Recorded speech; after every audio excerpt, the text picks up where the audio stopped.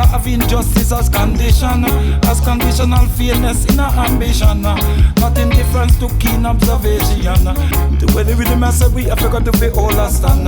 The way the living I say about the living condition within the whole of the motherland. Within the whole of the motherland.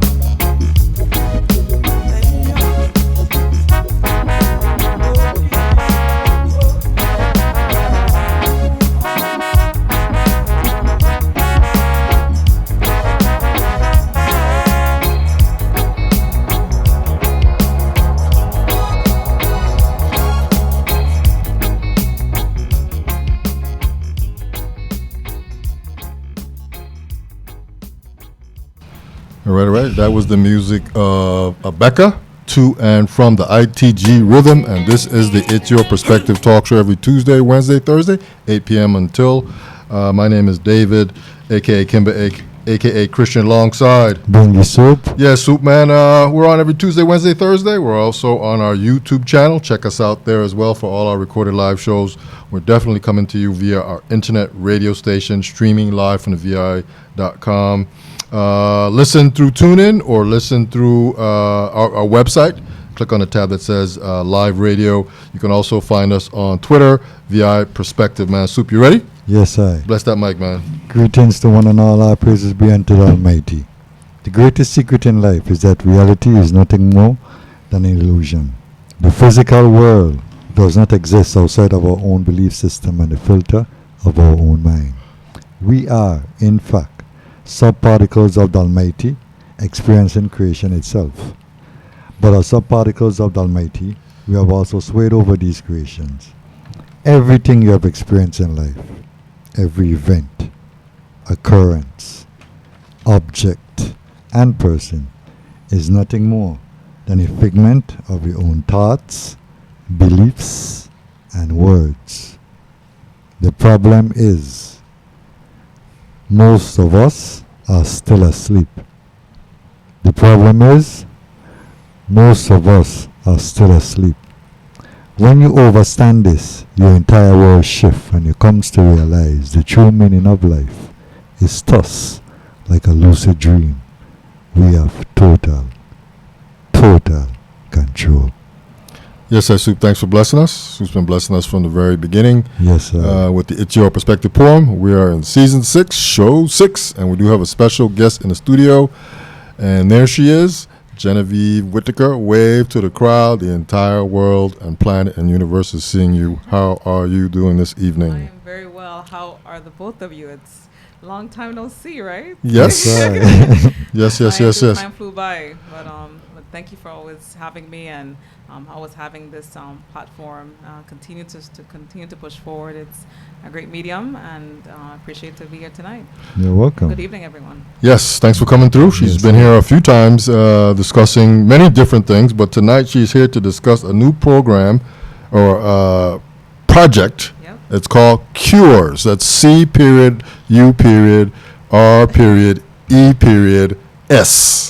So what does that mean? Okay. So before I even get into that, I want to, which is part of the foundation for the purpose of the project, I want to read a quote by a man many of us know of, especially you can paint him as a father of even decolonization. Colonialism is not satisfied merely with holding a people in its grip and emptying the native's brain of all form and content. By a kind of perverted logic, it turns to the past of the people and distorts, disfigures, and destroys it all. In the book Wretched of the Earth by Frantz Fanon. So again, the foundation of which we hear the term colonialism, we look to the concern over our children's curriculum. So when we came up as a group with the concept, there is a level of lack of understanding, and there's a need, as we see it, for a cure. And we look at some of the symptoms that we face as a result, and so we put that acronym together. It's our curriculum to uphold the right to education for our students. So our students, again, the curriculum to uphold the right to education for our students. And we look at it as our motto as human rights education now. The baseline, decolonizing our school curriculum. And that's why I started with the quote, because we have now, we're at a crossroads in many ways. And so that's really the focus of it. So what do you think is the crossroads? I mean, what is your thought on that? Well, the crossroads, I look at it as another generation coming up, yet another generation further removed from an understanding of history and culture, right? We see a lot of, we know we celebrate culture, different events come up, but however, there's this constant shift away from understanding as time goes by without reminders of who and where we are. We see the chipping away of our society. And so the crossroads I see us at is this generation that's coming up, not having the tools by which to have the solid foundation to be part of a society and to then continue the fight and the struggle.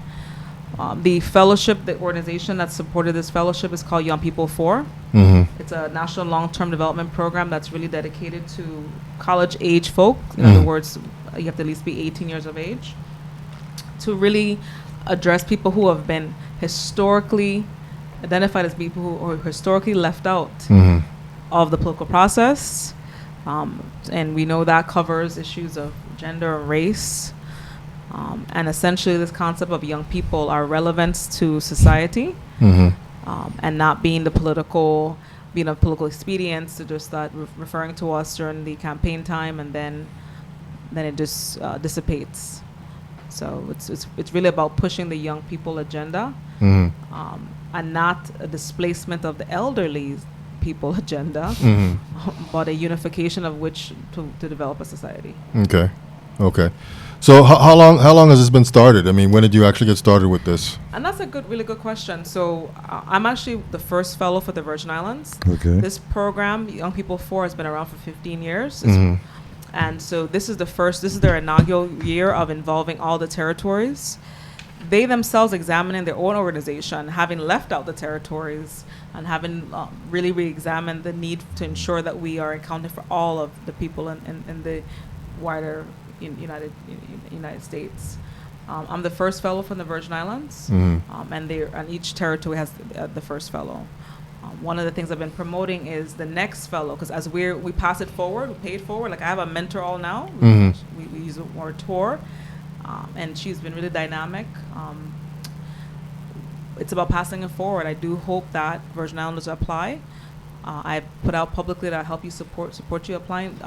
Dave and I was speaking before the show, and I indicated that I guess one of my gifts is applying. I apply and I get in, right? So there has to be something within that. I'm here to support and help the next. They are going to select another fellow or fellows. So who's they? So the Young People For, they have a board made up of a number of individuals who look out to the entire country. To select persons to be part of it. And they particularly select individuals who are maybe on the cusp of movements.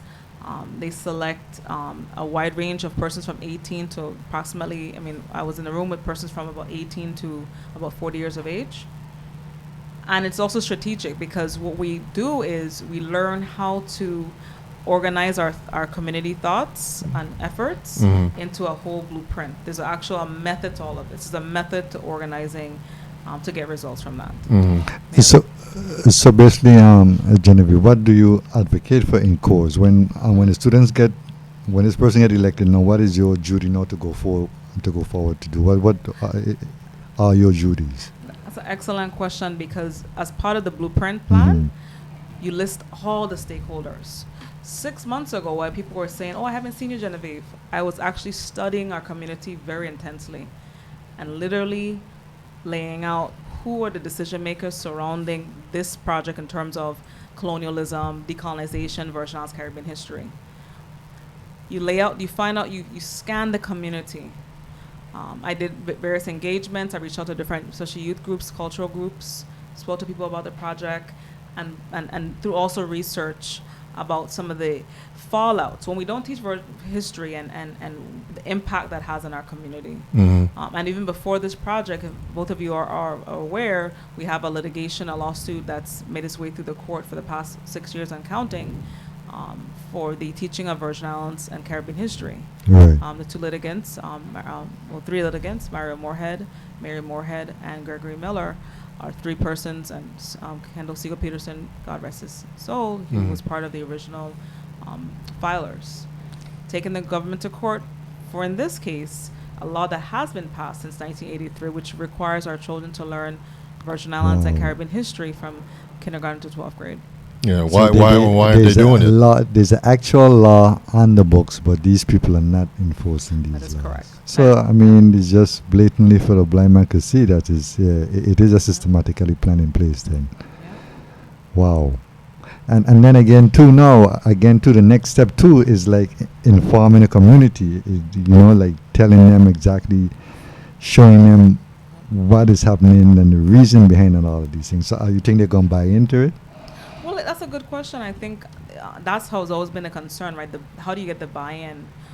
We've successfully, 36 years, that means we have successfully ensured that this don't happen, this don't take place. That doesn't take place. And we're not complaining, that we is don't. systematic, because if you literally, for 36 years, that's more than a generation. Exactly. So we have enough time to say, well, it's going to really be here you go, grandparents who are advocating, obviously, for it to be implemented, wow. right?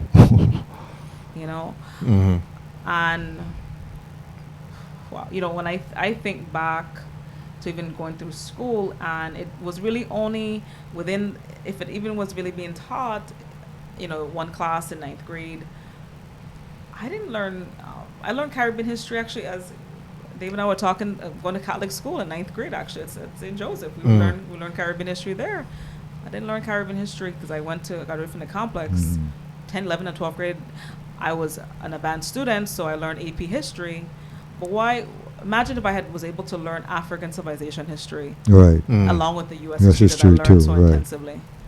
How that maybe could have changed me, and maybe we would have had the next set of, sociologists and so on, who will be now maybe teachers in our schools teaching the same discipline. Right. Okay. Yeah. So let me make sure I understand here. So this program is you're trying to get young people to enroll to become the next fellow? Well, it took two parts. One is my own project that I'm pushing for the next couple years. Okay. And then the and is a very rotational, very systematic approach. Okay. The next set of fellows from the Virgin Islands, Puerto Rico, Guam, for Florida, Georgia, every state. Okay, I got you. And the fellowship, we have a regional meeting. So that was back in a few months ago in Fort Lauderdale.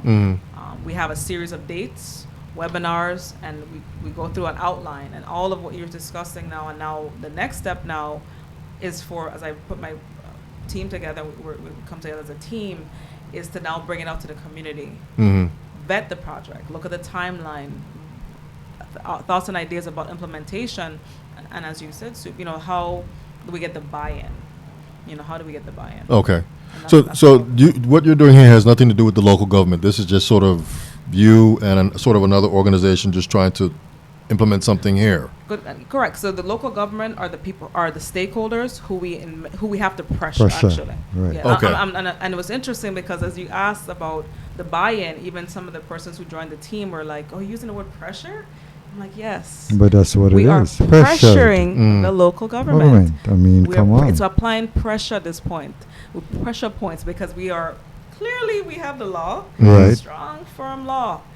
But and all the persons responsible for implementation have missed the ball. But we have to lift up all those teachers and appointed persons and elected persons who are leading the charge.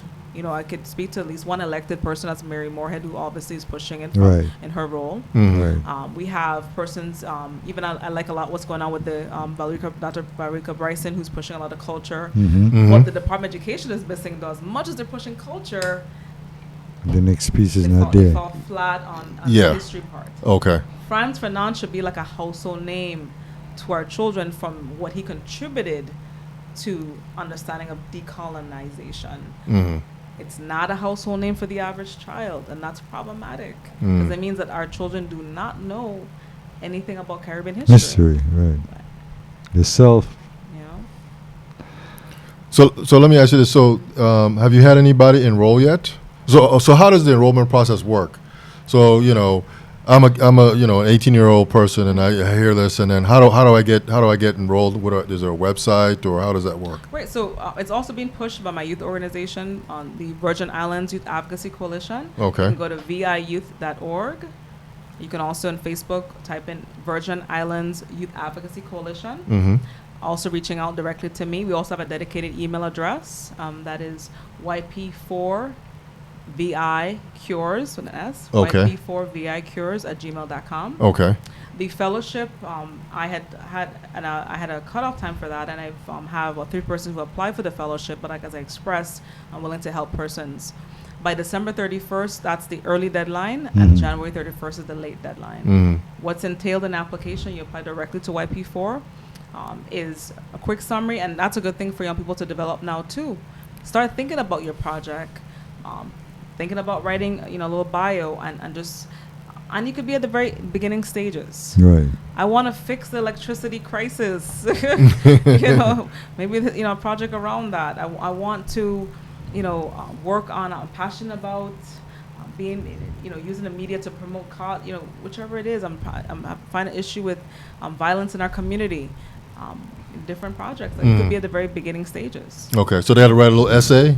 It's just basically for my nomination process, I asked simply that you just basically submit a summary of 1 paragraph summary of your idea. Okay. What is it in the Virgin Islands community that you want to see improve as a young person, and you drive that initiative as a young person. Okay, from beginning to end, basically, Yes. till fix has been implemented. Yes. Okay. So when a person is nominated or get into this role, how long did this last? What's the time frame? So the fellowship is 1 year, and it's 1 year long for the fellowship itself. That's the regional meeting. That's all year round, doing your webinars. You working on building your project, the strategic plan around your project, doing all those project build, and then you have a national meeting. The national meeting this year or next year will be in February in New Orleans. I was actually selected by the fellowship. Out of all the fellows, I was actually one of the people selected throughout the country to be one of the panelists. So I'm a featured panelist for my class, and which people are very interested in knowing what is interesting as my I'll add that too. When you're working on your project here in the Virgin Islands, the impact you can make for other people is major. So while I'm talking about decolonizing the Virgin Islands classrooms, we're also talking about decolonizing it throughout the country, because if the children of America learn about the colonial relations, they then may be the next senator, the next House of Representative member to change our circumstance. Okay. So in that way. And then you have 2 years to basically complete it. And the big thing about it is succession planning. It's built into that. Who will then take the mantle on and take it to the next level. Okay. So before we started the show, you were talking about sort of, in general, some of the steps. But the plan, this is sort of, you have to develop a plan. Yes. Okay, I have an idea. I want to fix WAPA, but now the plan is, and I guess these are the steps that they have to go through. Correct. So now I want to fix WAPA. In my case, I want to fix the school system, right? The baseline, who are all of the people, who are all the stakeholders who are going to make it happen, right? We have a Board of Education. We have that chairperson, Ara Lockhart. Well, let's even start with the governor, right? We have, Governor Bryan himself, who oversees the Commissioner of Education. But let's look to Lieutenant Governor Roach. If we analyze him a bit deeper, what do we know about him? His work with the Constitutional Convention. We know him as a former senator. Senator Myron Jackson also comes up too. So, a person who's been involved with culture. You pull different people out as examples of persons. And then you also look at the entire Senate, all the members of the legislature who are responsible, and then you dice down deeper. We have an education committee in the Senate responsible for implementation. Who is the chair? Who's the co-chair? All of that. Our delegates, at the same time, our delegate Congresswoman Plaskett, she also is a stakeholder. She's been very active in a sense around issues surrounding our political rights. So in many ways, it's easier to pull her in, but there's still some pressure that has to be done, because here now, Delegate Plaskett, how can you help the Interior Department, who's just doling out money? They gave us a lot of money for the centennial, but how can we be much more intentional about self-determination Mm-hmm. and decolonizing our classroom, because that's part of the commitment America has to. This teaching of history is not nuanced. I went to school in Maryland as a child for 3 years, and I witnessed history of slavery being taught from the history of Maryland, and that was part of the curriculum. Yeah. It didn't matter who was what teacher was in front of me, they had to deliver it. You then go on from scanning the community. Your next plan is coming up with a logo, with that action, a whole abstract that's analytical in that way. What is the solution? Now, what are your 3 goals? 1, 2, and 3. The 3 goals for our project, number 1 is clear, right? The first goal is this implementation. Board of Education, the goal is that it will be implemented, that the Virgin Islands Caribbean history would be implemented within the next year or 2. The second goal really is to infuse human rights education into the school curriculum as a base point. Tied in also to the fact that civics plays a role, interplays with this. How then do we look at a 1 required course as a law? We want to change that. So one of the goals is to change the law that requires 1 course and make it mandatory from all of high school and start civic education in the kindergarten. Earlier, yeah. Yes. And then you look at milestones. Now, by next month, where am I? Every milestone, what letters are going to be written? What's up for us next now with the project is reaching out to all the schools. That's our next project. So you're gonna assist. So I'm online. I'm applying and I get in. So you're gonna assist me to sort of put my thoughts. I mean, as a young person, I probably would need some assistance in getting my thoughts. You're going to be helping with that too? I'm willing to do that. Okay. Because I want you to have the best application. I've reached out to ones. I've also already communicated with a few already. I'm here to help you. You field it to me and you let me know that this is something you're passionate about doing, but also you got to take it seriously. 1 missed deadline forfeits your fellowship. Okay. 1 missed deadline, you have 1 extension. Okay. So it's a serious business. Serious. Yeah. So it's a good thing for young people to learn from now. Responsibility, commitment, dedication. It is about commitment. Yeah. Time management too. And don't look necessarily to me, because as a marker for where you're going to be at. I was in a room with persons who I learned from who were 18 years old. Don't feel pressure that you have to have, and they use college age folks. We're not borrowing anybody who's not gone to college. You have an idea, you want to push it. You just need a support now, because part of the fellowship is fielding it out to people who can fund it. One of the items we want to push is for a multimedia campaign. Those are very expensive. Right. We have to be able to present this information in a way that even the preschoolers can understand. Right. Yeah. Okay. So what are the rewards for this? Ultimately, you're in. I mean, and you get through, and what are the rewards? What in your mind? What are the rewards for this? There are major rewards for this. As we're not going to see this overnight change in our community, but I think the major reward and the argument is that in every generation we try to push forward to freedom. The reward that we can all get is a community that's conscious, that we raise the level of consciousness among the people. We will see significant changes. If we visualize a community of conscious folks, we're going to see more interest in even the survivability of the society. If we continue this way, we're going to continue to see the decline. And we're seeing it in so many ways. Yeah. It's so funny you use the word decline. I was talking to someone today, and I was telling them, I said, man, I've been living here back San Quentin almost like 12 years soup, and nothing's changed. I mean, we have a few little things here, but the roads are still bad. There was a bad article in the paper on Sunday about the power. Nothing's changed in 12 years. And then instead of that, you go back, you take the radio scripts for 40 years before. So you go back 40 years and you can see we were still advocating for these same issues that we're doing now today, 2019. So it's more to me like the people have to really realize the significance of these changes, what it means for them and their future families. You understand me? It's just not for right here, right now. It's for here now, but also for the future. For the future.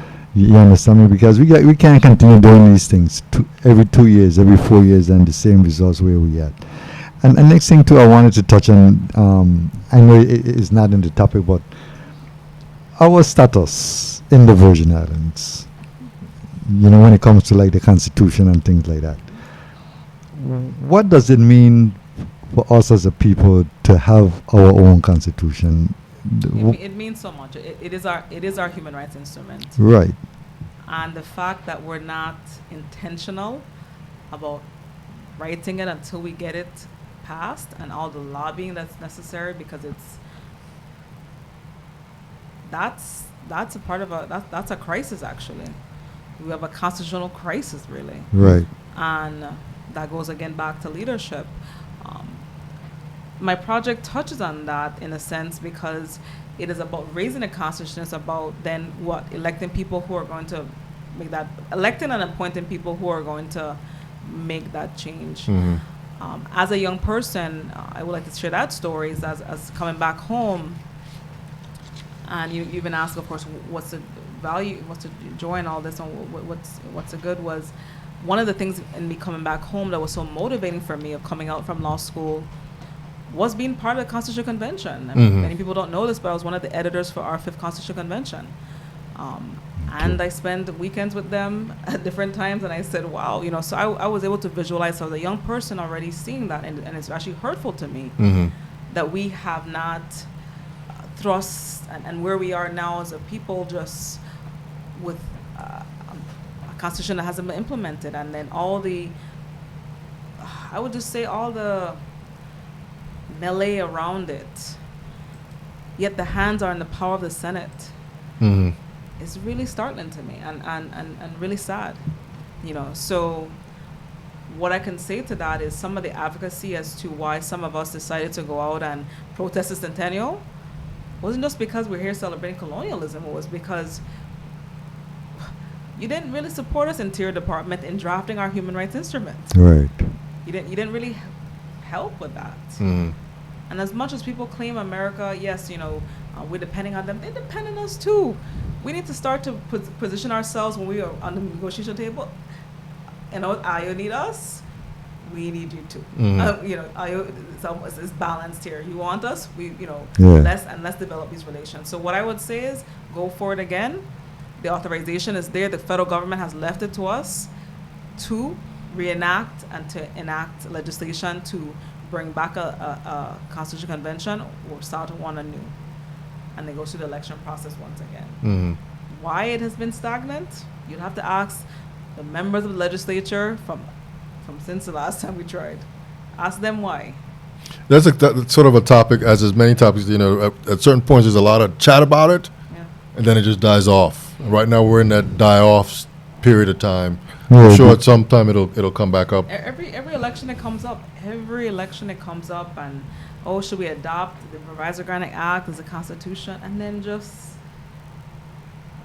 Yeah, because it's like a play with words and play with semantic on the people emotions. And the sad part is for me where I look at how can it be achieved would be ultimately electing and appointing a group of conscious people enough to make the number. Or, because as I look at it, having been an advocate for the Constitution, we have to apply pressure. You know, it's so interesting, and you even bring me to a point, you bring back into a thought process too. It's sometimes exposure, man. I mean, just expose people. Well, I mean, put up against the wall and be like, enough is enough, man.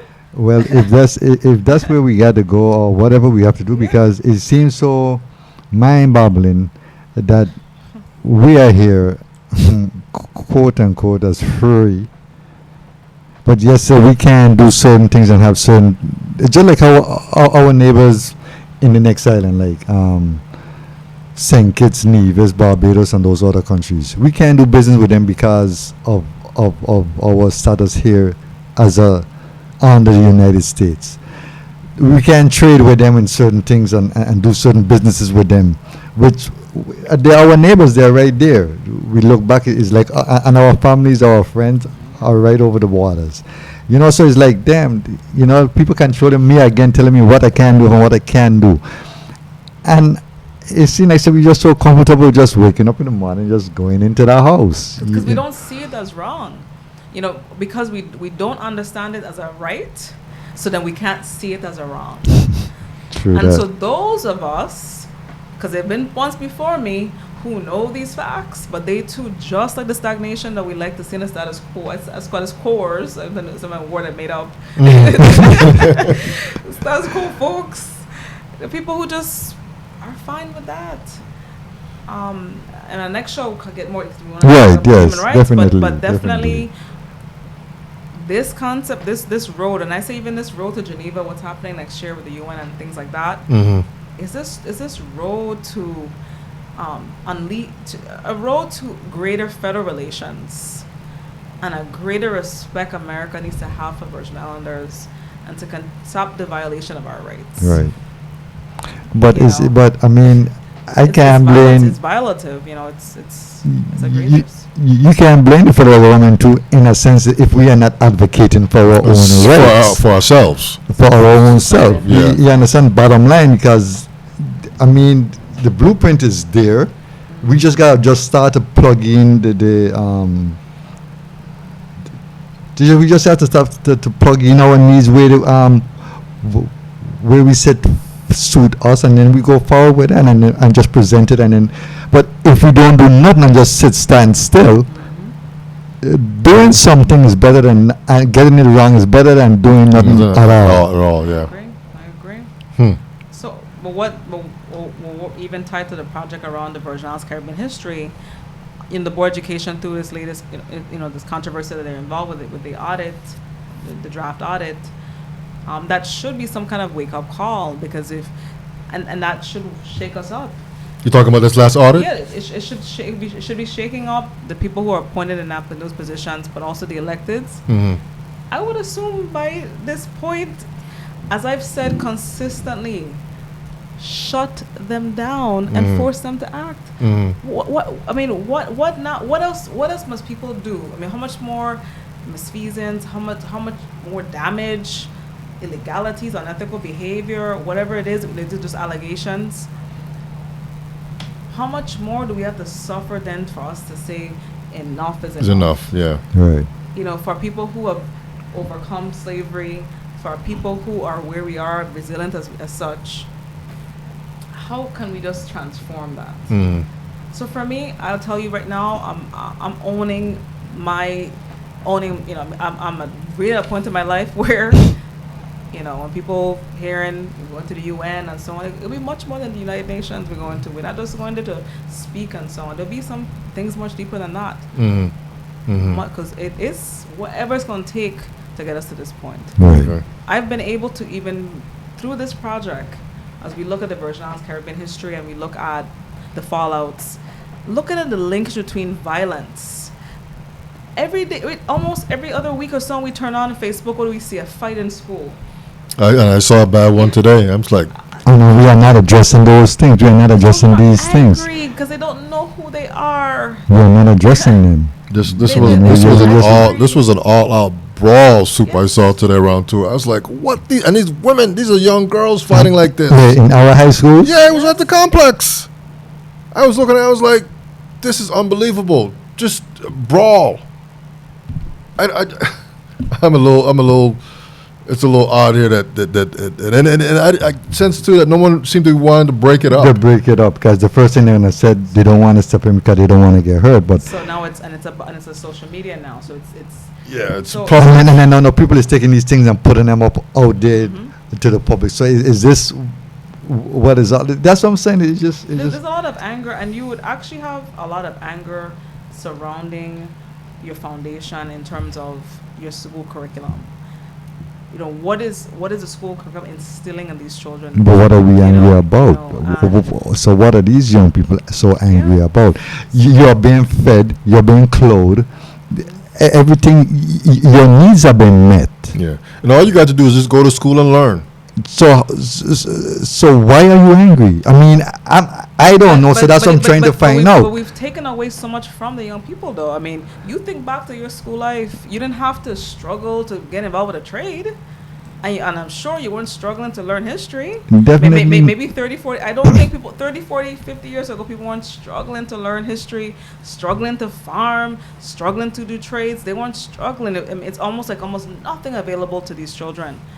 But where is this? Almost But these are we've schools that they're actually- going to. So then we got parents, and we got parent associations. So what are they doing? They just going. They just getting up, just being robots. It's just being. Again, I don't. Maybe it's just me. I don't know. Maybe it's just. Well, I'm with you, Soup. I maybe I just don't. come from a whole different frame, a different Because- world. and I that's- don't and know. that's the whole point. As we have evolved, we didn't take a lot of. We didn't. Those who were responsible for the next level and the next generation coming up, there was a total breakdown. There's a clear generational breakdown. I don't know how we can. We look back to 30-something years, but something within the last 30-something years Happened. with that generation that did not pass anything back, and actually we have a very broken school system in many ways. The environment, how old the buildings are, so they're going into buildings that are making them sick, and then to couple with that, we're churning down and giving them unrelatable information, not exposing them to many things outside of academia. But you know what the problem is, right? So You know what the problem is, right? It's called social media. That has just changed the behavior of everybody, and everything is right there. I mean, you can see it, you can see and read up on all kinds of things you shouldn't be reading up on, man. Soup, that fight was nasty, man. No, because I'm just saying that these children living at home with parents. The parents is the one who taking them to school, making sure that they're supposed to, quote unquote, supposed to be well off. So then, if I'm seeing my child is not being given the tools, the resources, the staff commitment to them. So why are we keep sending them to these institutions that keep doing these things to our children? Why? And so we actually are engaged in a mode of insanity. If you look at it, Definitely. It's the children are obviously not in environments that are conducive completely to learning. Yes, we have students who are excelling throughout this environment. Yes. And other countries have children who do social media in those other nations, and the ones who are doing well are the ones who feel supported. We just saw an internal audit for a board, right? That's responsible for the institutions that we speak about. And it is bad. So if they are all in chaos, you don't think the fallout going to be those school systems? Definitely. You don't think the fallout going to be those teachers who are not supported? You talk about the parent groups, and then look at where some of the parents reside, because we look at how poverty is. We look at how we're still broken down from I went to different communities and saw where, people are living pretty rough in terms of what is just the environmental impact, dust coming into their houses and all people are under a lot of stress. Mm-hmm. And the schools are so old now. We talk about the 30-something years, the same generation we're talking about. Yeah. The schools are 20, 30, 40 years old. old. Well, just say 50, man. And Just say some- and 50 and 50. more. And to me, So somebody dropped the ball. What happened? How come 30-something years ago we had a governor who was pushing for schools to be built? Isn't it time again? And now here's another opportunity. It took a storm, but we're building schools. Yeah. All right, so let's we can go a lot of ways on this. We could turn this into a whole political show as for another day. Well, let's get back to this program, man. you have any applications already at hand for this program right now, Genevieve? Everything's online, so it's YP4. Yeah, just go. And Sure. before we tell us Let me what get- C.U.R.E.S stands for, Sure. and then tell us about the website and how to apply and what you're looking for and It's a curriculum to uphold the right to education for our students is the name of my fellowship project. Again, for anybody who's interested in becoming a member of the project team, you can email me at YP4, like number 4, Mhm. VICures@gmail.com. The website for Young People 4, you could also look it up on Facebook as well. They have a robust Facebook page, and that's Young People 4. And the website for Young People 4 is youngpeople4.org. Okay, and there you can And also you applied through that website? Yes. So, Okay. so last year, well, I love to apply early, so I'm an early deadline kind of person. So I applied. I already had applied by this time last year, even months before that, probably 2 months before the deadline. Okay. I went through the process, explained what I'd been engaged with. They're very interested in a lot of the work that I've been doing with respect to the United Nations, and much of it centered on some of the goals of this project as well. I want to also thank, for those who watch this broadcast later, all the members of the team who have stepped up. I really appreciate that. I've had also teachers who've given some input. Especially would love the input from our teachers. If you're a teacher right now who feels like they want to remove white supremacy from their classroom curriculum, let's do it. Yes, of course, of course. Let's do it. Let's unpack the essence of destruction. Yeah. Of at least the minds of our children, and then the other piece too is getting our students, even if not selected for the fellowship, having an influence on on the next generation. Having you creating a project, you're going to build up, and among those people who apply, and we begin a chain reaction. I want to see this program continue on. I am very much we should be inspired by our young people who have thoughts and ideas, but they just don't know how to develop it or implement it. Right. And especially because what we do see is a lot of talk and no action, and it's become like a rhythm of life here. To undo that rhythm, make it the rhythm of implementation so that we are driving that way. And everybody has a different leadership style. Some people are more intentional than others. Do not feel intimidated by somebody who has achieved what have you. I did not just wake up today and be where I am. It was incredible amount of work. Yeah, hard work, yeah. It's hard work and diligence. Sacrifice. The whole human rights, it's not a cakewalk. Please. And even as you imagine you're fighting for human rights and people are still attacking you. So, mentorship is key. Paying it forward, and I'm happy to be a mentor to young people. I'm happy for my mentors because they help to keep you. Who are some of your mentors? My base point mentor is my grandmother, who I was named after. That's my first mentor. Okay. Genevieve Brown, my grandmother. Okay. She's my first mentor. Yes, She's a foundation. She still is my first mentor. I then spread out to everybody else from law school, locally here, you name it. Recently I connected with a mentor from Bahamas. He's Rastafarian lawyer, and it was interesting because as a mentor, when you have a mentor, and they reconnect with them, they remind you of the purpose for which you met them. I say get a mentor, research out for one. Let us also look at developing some more mentorship programs. Actually, if you look at it, right, out of our legislature, executive branch, judicial branch, and then also just some of these different community organizations, there should be some consistent mentorship going on, whether the chamber is offering something, just naturally created mentorship programs, so that we could look to different institutions for mentorship happening, and you pay it forward. But it has to be also intentional. I think one thing I appreciate about having been mentored is it being intentional. You're not going to always be with that person or be near that person, but just giving them that boost of advice and that word. I am where I am because of the support people have had from me, because of that mentorship. They're the ones who keep me going. I mean, when there's some days that I'm just like, wow, I mean, I'm doing this. And it probably feels you're going nowhere, but they give you that boost. They give you that boost to just remind you, where it is. And for me, it's for this last effort with this fellowship, and then also to it's a good feeling when people are coming up to you and want to be part of it too. Right. It's a good feeling that there's some people who said, I want to be part of this. And there's also, for those who are curious about it, just think of our Virgin Islands. Think about how all this pays into it. If you are into economic development, think about how Virgin Islands Caribbean history will play into your own business. Why not the Virgin Islands be a mecca of history? When you hear I mean, all these movies made about things that actually happened here, not on a, it happened here. Yes. And all of the contributions that Virgin Islanders have made. Soup, you made a point about trade within the Caribbean. Why can't we? Why can we not trade? Ask the why and then say, okay, we hear you, America. We hear you, State Department. But hear us now.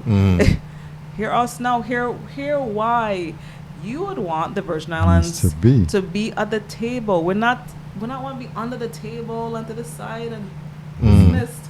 We want to be at the table. The same table you would want to be at to promote the people. You want to build that relationship. The BVI, they have a colonial relationship with Great Britain. They have that relationship, but they have been able to continue to push forward. A lot of their education is really turning really revolutionary in the sense of the same commitment to teaching history in the schools. Their involvement in CARICOM. Those are ways. Good point again you made about, even with, you basically was talking also about CARICOM in that sense, about the trading on the Organization of Eastern Caribbean States. There are constant meetings, and even for youth development, which brings me to a point about one of the goals also to tie into implementation of VI history and even in that youth leadership. How many times are we going to keep talking about the money needed for this, for the youth for the legislative youth advisory council under the legislature and the youth commission under the executive branch? Okay. That went away too. You're talking how it was when you were young. They took that away. When you guys were young, you had that opportunity, whether you or your friends or your colleagues. It existed. They have taken everything away. And when you start chipping away at the young people and destroying the frameworks for youth development, you tell me it doesn't follow the timeline of the Virgin Islands destroying itself. Yeah. Tell me if I'm not right. We set ourselves up for failure. We literally did it. We made the framework. You could see the time frame from when it happened, when it went down, and you're definitely right. Yeah, because I keep saying the same thing too. I went away and I came back, and it's like, what happened here is like I'm in a time loop. I'm in a time warp. Like nothing changed. Nothing has changed. Yep. So it's like, nah, man, something here is going on here. Something's deeper here. Yeah. Very deep. Yeah. Very deep. So people just wake up, man. Just wake up, and this C.U.R.E.S is this organization is a very integral part of the community. So just keep pushing it and raising up those hands nests, because it has to get done. It has to get done, and somebody got to do it. Yeah. And again, too, the furthest journey starts with our first step. So, you're in the right direction, I appreciate that. I appreciate the love shown, because you sometimes feel like, you're making an effort and you're not getting that support. Support is not just it's not simply just money and resources. Exactly. We're advocating trying to get that. Yeah. But it's just be able to, hey, let's learn more about this. And whatever you can add. You don't have to ever join the project to push to implement Virgin Islands Caribbean history, in many different ways. Right. I see, can we get our Commissioner of Tourism to be more conscious about this? Can we ask him? Can we say, Commissioner, what can you do to help implement Virgin Islands history teachings as it pertains to your role as Commissioner of Tourism? Right. And tourism, pushing culture, making money from that. But that's not, where have we developed a historic tourist model? We have so many ruins, so many broken down places that need to be... How many windmills we got here? How many plantation that was here before? Imagine retrofitting it to be a exactly, mecca. Exactly. Everybody wanted to go to the Eiffel Tower. That's nice. But we are here. We got so many things right here that we're not doing. Yeah, definitely. All right. Our guest tonight is Genevieve Whitaker. She has a new program or project called C.U.R.E.S, and I guess in a sense you have to go to a website and enroll, and I guess there's a few questions to answer, and basically what we're looking for is just what she's looking for is just young people that have want to develop a thought to make the Virgin Islands better. Make a change. Make a change. So if your thing is WAPA or human rights or education, just take the time to go on the website and answer a few questions, and then what she's hoping for is that you will develop a whole plan from A to Z, 0 to 9, that will affect change. And you'll be supporting. You're not going to just be left out to have a plan. You're going to have a mentor assigned to you that's very be tied to. You're going to be trained. You're going to go through extensive training. And that was even very enlightening from even me having learned human rights, but even how deeper knowledge I got about a lot of issues of the isms and the manifestation just beyond, and of course colonialism being at the head of all this, at least with respect to the Virgin Islands. Yes, I'll apply through the youth organization as well. Also, my youth organizations, we're seeking persons to join our board. There has to be a transition, so I'm looking forward to persons to join the board. If you're interested in becoming a member of my board, the youth group, viyouth.org. Mm-hmm. You can also message me, Genevieve Whitaker, on Facebook and apply. And basically, we ask people to come and join. Even if you're a member of other organizations, come and join. What I will say is there's some opportunities that are coming up with respect to the youth organization, to the Virgin Islands Advocacy Coalition as it ties to this project, because there'll be real examples of advocating for change on a global level. Mm-hmm. And no initiative too big, too small. Mm-hmm. It's going to be all of that. Like I was telling somebody today who got very defensive with me about the United Nations, told me, they basically said to me, nobody understands that. People just are worried about, again, walk with the lights staying on. People are worried about their bread and butter, to provide food on their table, and not seeing the big picture, and basically say it's like a waste of time. But I have to remind that person that apartheid was happening, right? And was it not the world coming together through the United Nations as a vehicle? It's not a perfect tool by any means. Mm-hmm. It's a bureaucratic entity. Mm-hmm. But we know the value of speaking up and speaking out. And I can definitely say that there are people in this world, within that whole global world as well, within the UN, that care for Virgin Islanders, care to know what is going to be on your table tonight for you to eat, because they care also about the structure that makes it possible for you to eat. Mm-hmm. They care about the structures that impact your quality of life, electricity being stable, all tied to even diplomacy. Mm-hmm. Okay. Yeah. Genevieve Whitaker is our guest tonight. She has the new C.U.R.E.S program. Give us that website real quick. Okay, so you can actually go to my youth group website, viyouth.org. That's where you can also message us as well on Facebook as well, Virgin Islands Youth Advocacy Coalition. Okay. You can reach out to me directly, Genevieve Whitaker, and then the email address is yp4vicures@gmail.com. And we will be developing a Facebook page coming up for the C.U.R.E.S project as we move forward. So okay, definitely. So you can link up in those spaces and message me as well. Okay. You keep the person in the loop. Yeah. We're going to be launching, Facebook and all that. Okay. Coming shortly. Okay. Yeah. So, any final words, ma'am? Genevieve, again, it's always a pleasure to have you on board. Wish you more success. The Most High guide and bless. One perfect love. Yeah, we like to say one perfect love is our prayers and his blessings. When you put it all together, you get one perfect love. And if I could say real quick that this is the It's Your Perspective Talk Show every Tuesday, Wednesday, Thursday, 8 p.m. until. Check us out on Twitter at VI Perspective. Check us out on YouTube, It's Your Perspective Talk Show. Check us out on Facebook, It's Your Perspective Talk Show. So on that note, we're out. Everybody have a good Thursday. It's a day of giving thanks. Some people say Thanksgiving Day, but I say it's a day of giving thanks for whatever you're thankful for. So on that note, we're out. Okay. Enjoy the rest of... And thank you so much once again for having me on. I really appreciate it. So okay, man. You are always welcome. That's how it goes down, man. All right, so we're out. Peace.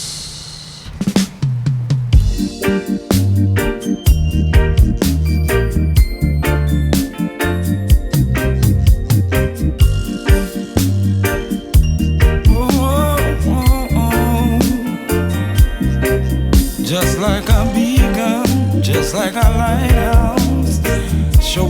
way to safety. The principle stays, no matter who leaves.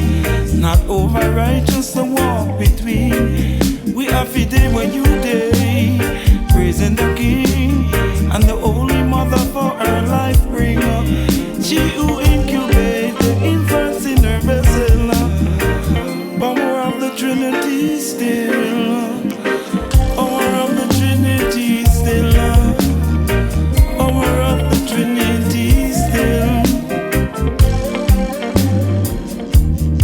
Touch on a heart.